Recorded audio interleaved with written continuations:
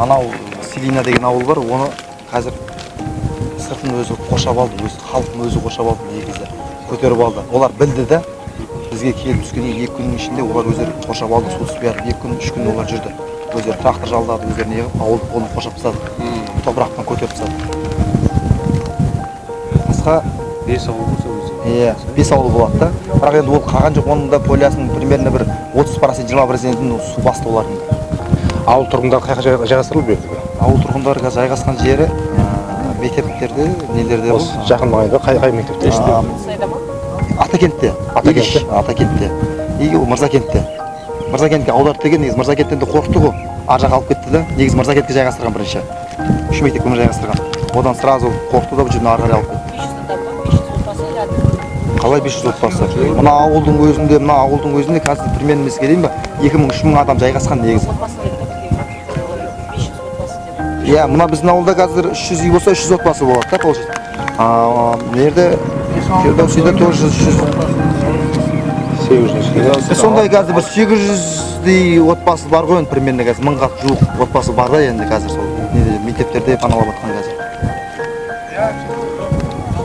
Медреседе неде жатыр ғой? Иә, мешіттерде ол кісілерге қазір не келді ма? Көмек келді ма? Көмек біз көріп жатқанымыз, өзіміздің көріп жатқанымыз, халық бір-біріне көмектесіп жатыр. Халықтан мемлекеттен бірақ естімедім, көрмедім. Берсе беріп жатқан шығар. Бірақ асабай мынау Арыстан келіп жатыр, Шардарадан келіп көмектесіп жатыр, Шымкенттен, Ақтаудан, Атыраудан деп звондап қол ұшын беріп жатқандар көп негізі. Қара халық бір-біріне поддержка беріп жатыр. Енді жаңағы осы жердегі жайғасқан жердегі халықтар ғой, осы жердегі тұрғындардың не қажет екенін осы жерден білесіңдер ғой, прикол. Не қажет екенін біліп, қазір даныларын алып аламыз. Даныларын алып, сол жерден хабарласып отырамыз. Необходим бір нәрсе болса, біз жеткізіп беруге. Гигиеналық заттар ма, или продукты ма деген сияқты. Балалардың памперсы, анау мынау деген сияқты болса, иншалла жеткізуге жәрдем беруге дайынбыз.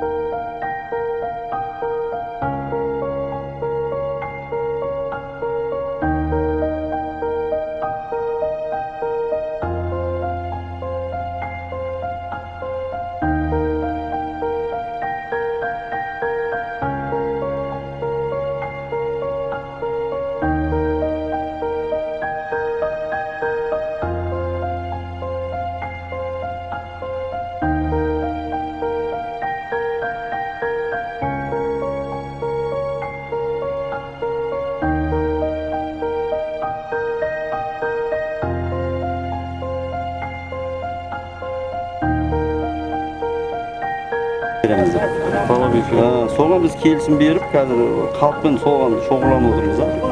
Енді потому что мына жақта ертең 4-5 айсыз берде жұмыс стройкеде жүрмейді. Сол үшін біз енді ертең алдымыз қыс келе жатыр ғой. Біз не болса да соған көнуіміз керек болып тұр. Мына жақтан көшіремін десе, сол көшіруге. 2 ауыл. Жергілікті халық былай ешқайсысы қарсы болып жатқан жоқ па негізі? Жаңа жерге қарсы емес. Қарсылық қылып жатқандар бар, енді ол үйіне жаңағындай онша зиян келмегендер қарсылық болуы мүмкін. Бірақ ол жерде тұру мүмкін емес қой, дезинфекция жасау керек біріншіден. Екіншіден қазір ол сасиды ол.